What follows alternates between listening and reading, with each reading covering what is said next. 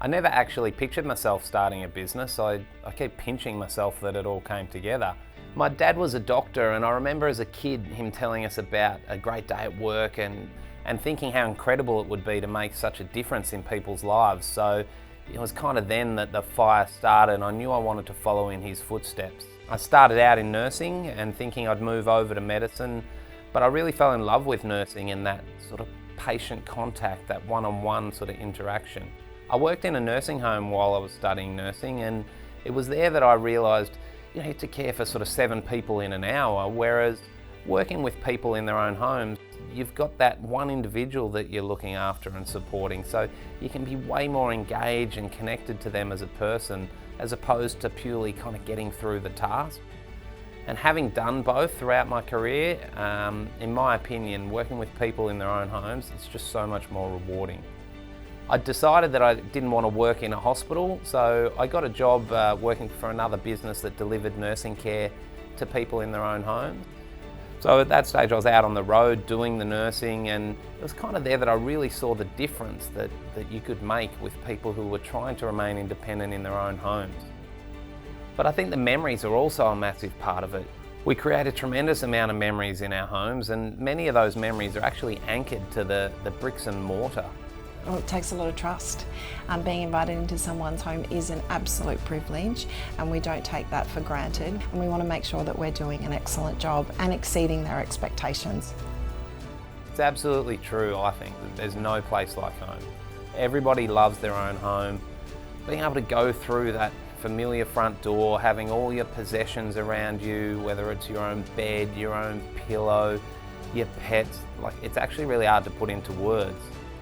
A lot of people share their stories about perhaps their children growing up in their own home, or a loved one who's sadly no longer with them. And I think those memories are just so important, as well as obviously the practical part of having all your bits and pieces around you, those things that you love and help you maintain your independence.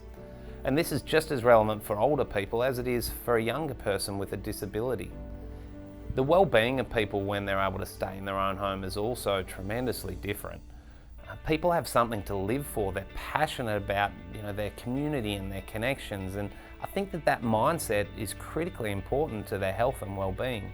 And there's also a really strong connection to community.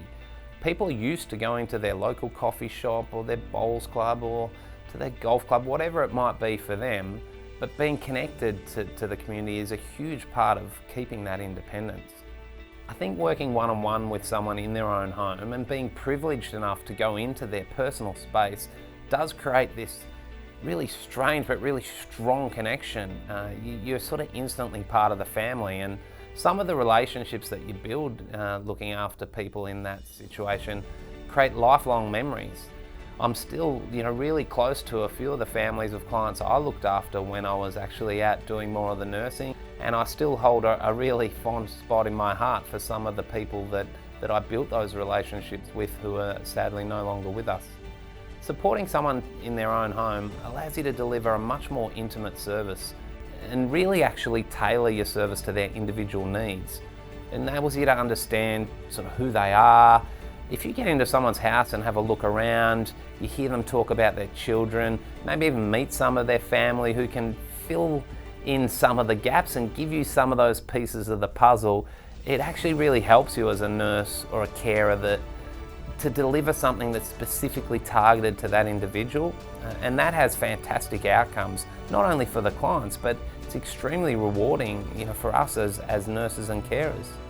It's a family-run business. That's what attracted me to the organisation.